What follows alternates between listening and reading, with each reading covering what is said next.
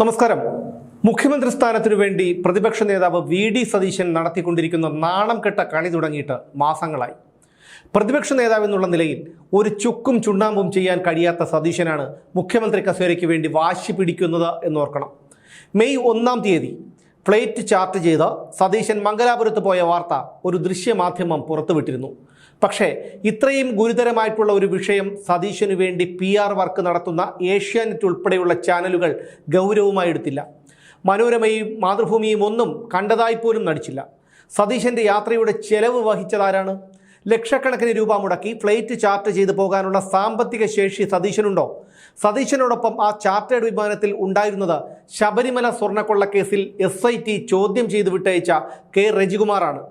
സ്വർണം കട്ടവനാരപ്പ എന്ന് രാഹുൽ ഗാന്ധിയെ കൊണ്ട് പാടിക്കുകയും സ്വർണ്ണക്കൊള്ളക്കേസിൽ SIT ചോദ്യം ചെയ്തയാളോടൊപ്പം ചാർട്ടേഡ് വിമാനത്തിൽ യാത്ര ചെയ്യുകയും ചെയ്ത വി.ഡി. സതീശന്റെ കപടമുഖം മലയാളികൾ തിരിച്ചറിയണം.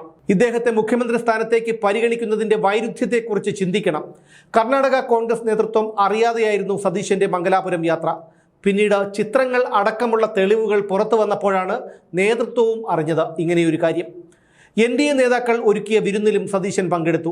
രാവിലെ 8:30 മംഗലാപുരത്തെത്തിയ സതീശൻ വൈകുന്നേരം 4:30 കൊച്ചിയിൽ തിരിച്ചെത്തി. പ്രതിപക്ഷ നേതാവായിരുന്ന ഒരാൾ, മുഖ്യമന്ത്രി സ്ഥാനത്തിനു വേണ്ടി കടിപിടി കൂട്ടുന്ന ഒരാൾ, അയാൾ മറ്റുള്ളവരുടെ ഓശാരത്തിൽ ഫ്ലൈറ്റ് ചാർട്ട് ചെയ്ത് മംഗലാപുരത്ത് പോയത് വെറുതെയാണോ? എന്ത് പ്രത്യുപകാരമാണ് സതീശൻ അവർക്ക് ചെയ്തു കൊടുക്കാമെന്ന് ഏറ്റിട്ടുള്ളത്? അവരിൽ നിന്ന് എന്ത് ഔദാര്യമാണ് സതീശൻ കൈപ്പറ്റിയത്? 25 ലക്ഷത്തോളം രൂപയാണ് ഈ ഒരു യാത്രയ്ക്കു വേണ്ടി ഏകദേശം ചിലവാകുന്നത്. 5000-ഓ 6000-ഓ രൂപ കൊടുത്താൽ ഫ്ലൈറ്റ് ടിക്കറ്റ് കിട്ടുമെന്നിരിക്കെ ലക്ഷങ്ങൾ കൊടുത്ത് ചാർട്ടേഡ് വിമാനത്തിൽ രഹസ്യമായി പോയതിൻ്റെ ഉദ്ദേശം എന്തായിരുന്നു? ഇങ്ങനെ പോയത് ചെന്നിത്തലയോ പിണറായിയോ ഒക്കെ ആയിരുന്നെങ്കിലോ ഇവിടുത്തെ മാധ്യമങ്ങൾ ഇങ്ങനെ മിണ്ടാതിരിക്കുമായിരുന്നോ? ഏഷ്യാനെറ്റ്, മാതൃഭൂമിയും മനോരമയും അടക്കമുള്ള എല്ലാ ചാനലുകളും സതീശനെ മുഖ്യമന്ത്രിയായി ഉയർത്തിക്കാട്ടി പ്രചാരണം നടത്തുന്നതിൻ്റെ പിന്നിൽ പണമൊഴുക്കാണ് എന്ന് ജനങ്ങൾ ചിന്തിച്ചാൽ അവരെ എങ്ങനെ കുറ്റപ്പെടുത്താൻ കഴിയും? അങ്ങനെ ഉയർത്തിക്കാട്ടാനുള്ള എന്ത് മേന്മയാണ് സതീശനുള്ളത്? മംഗലാപുരത്ത് ചെന്ന് സതീശൻ കണ്ടത് NDAയുടെ ഘടകകക്ഷിയായ JDSന്റെ നേതാവായ ഫാറൂഖിനെയും കോൺഗ്രസ് വിട്ട് JDSലെത്തിയ മൊഹിയുദ്ദീനെയുമാണ് ബാംഗ്ലൂരിൽ സതീശൻ കണ്ടത് എന്നുള്ള വിവരമാണ് ഇപ്പോൾ പുറത്തു വരുന്നത്. ആരാണ് ഫാറൂഖ്? 750 കോടി രൂപയുടെ സമ്പാദ്യമുണ്ടെന്ന് തെരഞ്ഞെടുപ്പ് കമ്മീഷന് മുന്നിൽ സത്യവാങ്മൂലം കൊടുത്തയാളാണ് ഫാറൂഖ്. ഒരു സ്ത്രീപീഡന കേസിൽപ്പെട്ട് അയാളുടെ സഹോദരൻ ആത്മഹത്യ ചെയ്യുകയായിരുന്നു എന്നുള്ള വിവരവും പുറത്തു വരുന്നുണ്ട്. അങ്ങനെ ഒരാളുമായി മറ്റൊരു സംസ്ഥാനത്ത് കേരളത്തിലെ പ്രതിപക്ഷ നേതാവിന് രഹസ്യ കൂടിക്കാഴ്ച നടത്തേണ്ട കാര്യം എന്താണ്? കേരളത്തിൻ്റെ പ്രതിപക്ഷ നേതാവായിരുന്ന സതീശൻ ശബരിമല സ്വർണ്ണക്കൊള്ളയെപ്പറ്റി ഒരക്ഷരം മിണ്ടിയിട്ടുണ്ടോ?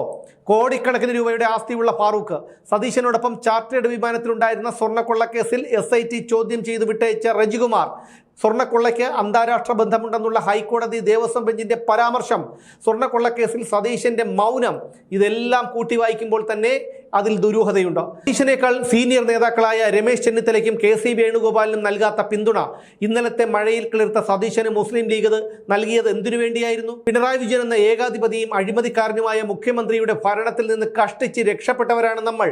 ഇനി വരുന്നത് അതിനേക്കാൾ മോശക്കാരനായ ഒരാളാകരുത്. സതീശൻ അങ്ങനെ ഒരാളാണ്.